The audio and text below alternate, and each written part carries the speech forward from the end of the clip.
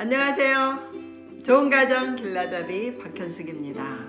오늘은 6월 3일입니다.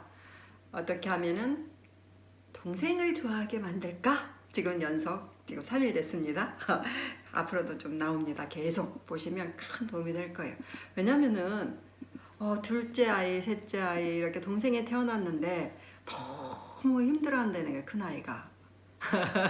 진짜 그런 말 들었어요. 뭐 갖다 버리자든가 아니면 너무나 그 큰아이가 토라져 가지고 막 힘들어하고 때로는 동생을 막 이렇게 가서 꼬집기도 하고 이런 얘기 참 많이 들었어요. 그런데 그렇지 않을 수도 있다는 거예요. 그게 그렇게까지 정상은 아니에요.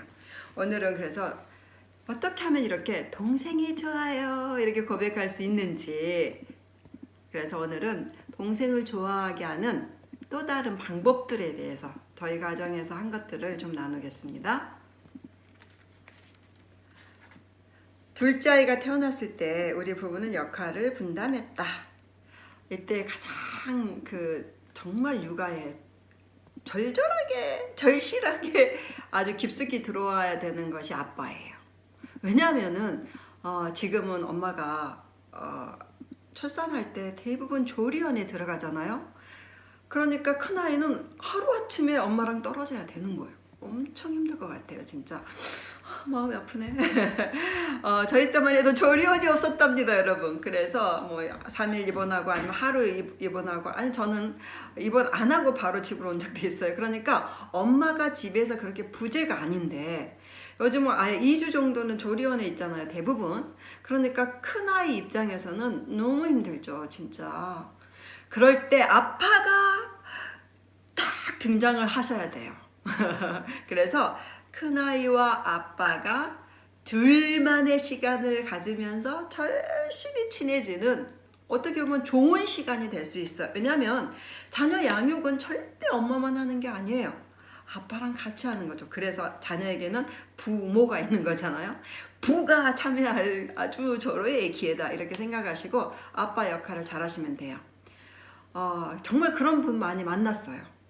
많이 있더라고요. 아빠 역할을 정말 잘 하셔가지고 전혀 이렇게 큰아이가 소외되지 않도록. 그 대표적인 것은 큰아이를 데리고 이렇게 외출을 자주 하는 거예요.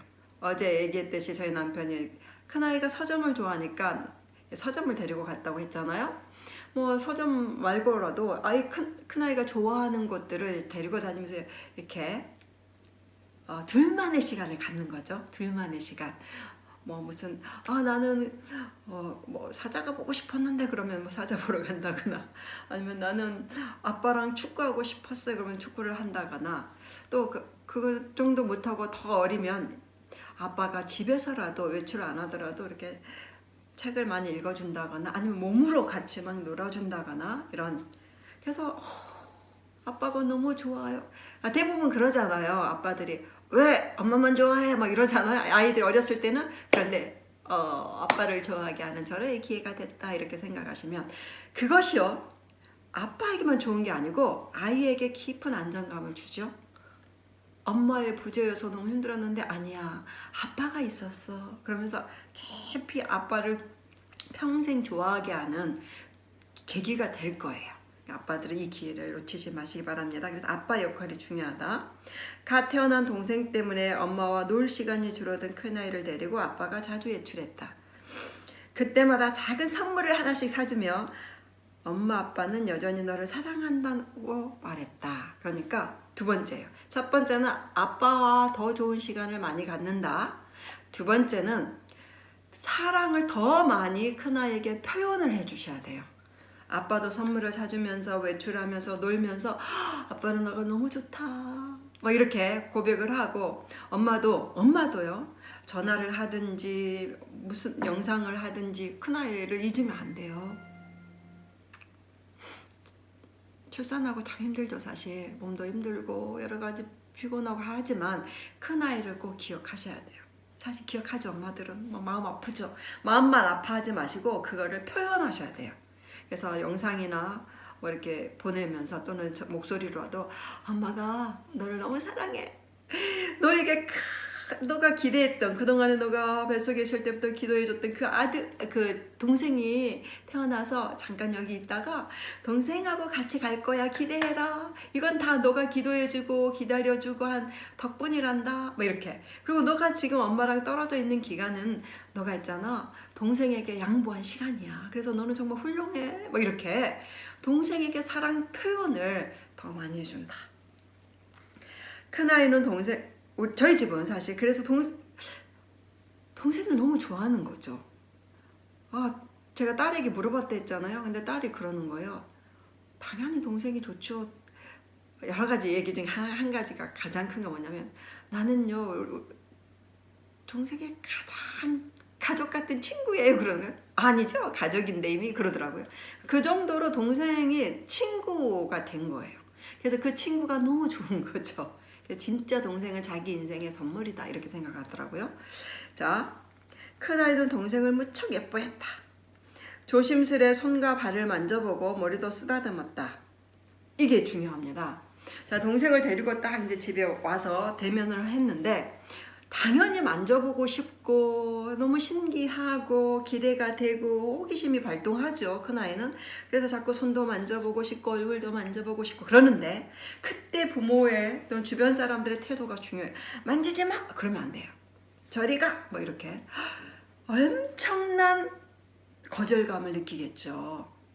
나는 뭔가 나는 이 집안 사람이 아닌가 내 자리에 쟤가 차지하고 있다니 쟤는 누구야?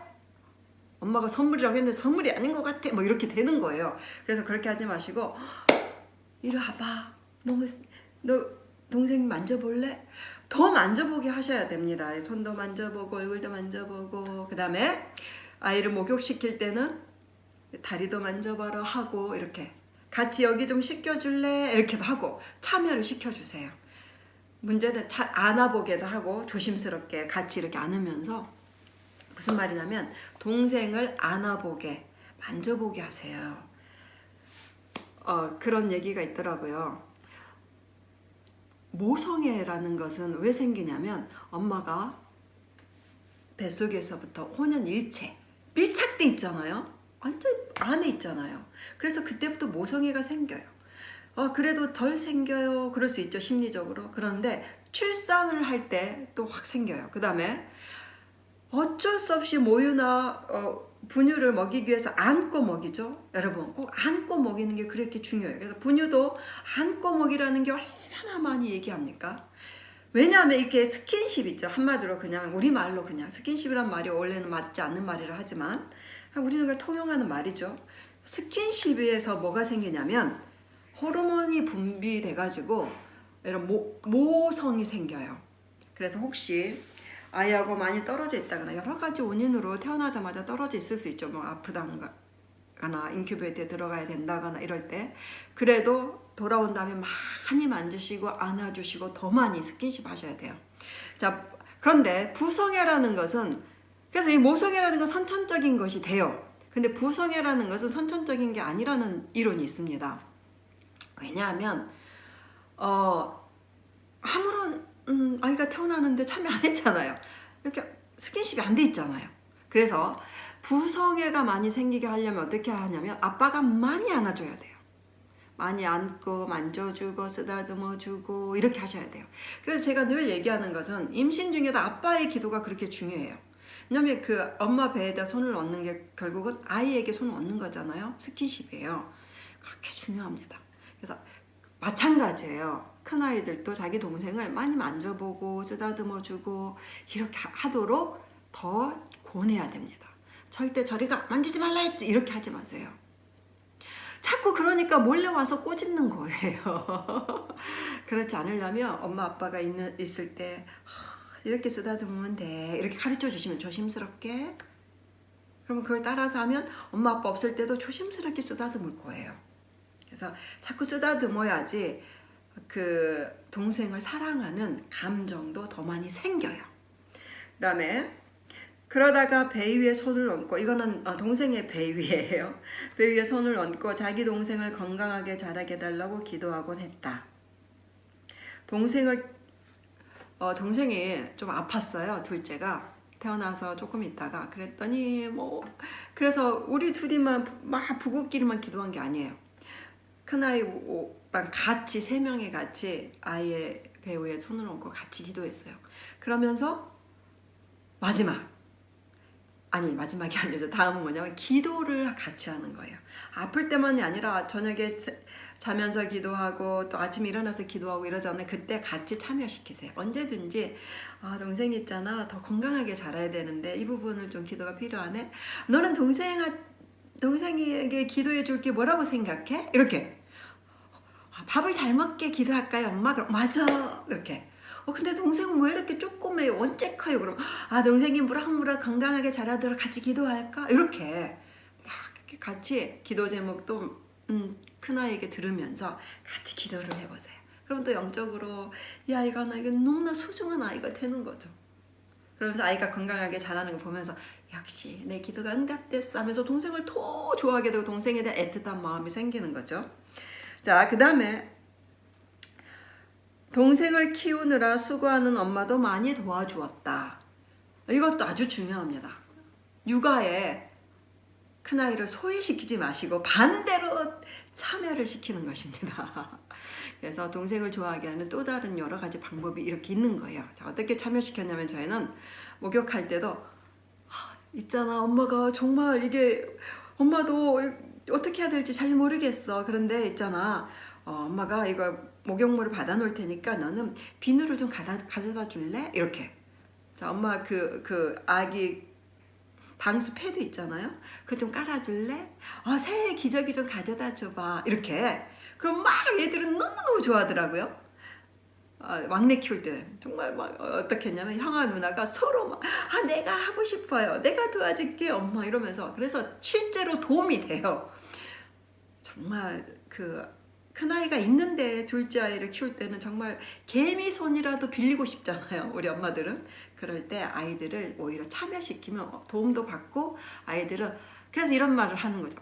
내가 다 키웠지. 뭐 이렇게 한번 막 도와주고 내가 다 그런 얘기 많이 들어보지 않으셨어요? 내가 업어서 다 키운 거야. 이렇게. 내가 목욕 다 시켜. 한 번 해도 내가 목욕 다 시켰어. 이렇게. 그건 뭐냐면 큰 아이가 자기 동생을 향한 자부심을 갖게 하는 거예요. 자랑스러움을 오히려 갖게. 자기 자신에 대한 자부심이 동생을 향한 자랑스러움이 되고 자기 스스로도 너무나 뿌듯하고 자랑스럽게 느껴지게 되는 거예요. 그래서 동생에게 나의 모든 것을 빼앗기는 게 아니라 동생 덕분에 자기 자신도 더 사랑하게 되고 자신이 중요한 사람이구나 이걸 가질 수 있도록 그 방법은 참여시키는 것입니다. 육아할 때 기도를 어떻게 하면 좋겠어? 이럴 때는 어떻게 하면 좋을까? 아기가 많이 우는데 달래는 방법은 뭘 것 같아? 깍꿍해주면 안 될까? 맞아, 같이 해보자. 이렇게 육아에 참여를 시키는 것입니다.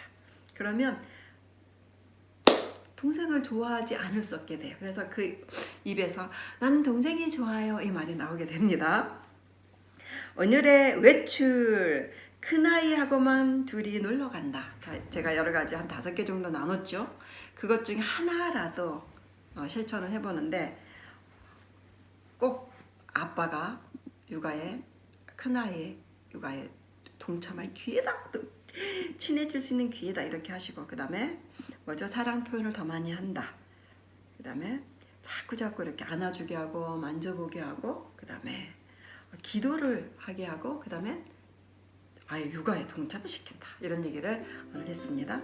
이 중에서 몇 가지 또 좋은 방법이 있으면 또 생각해 보시고 오늘은 아빠를 더 동참시키는 방법에 대해서 한번 깊이 의논해 보는 유익한 그런 시간 되세요.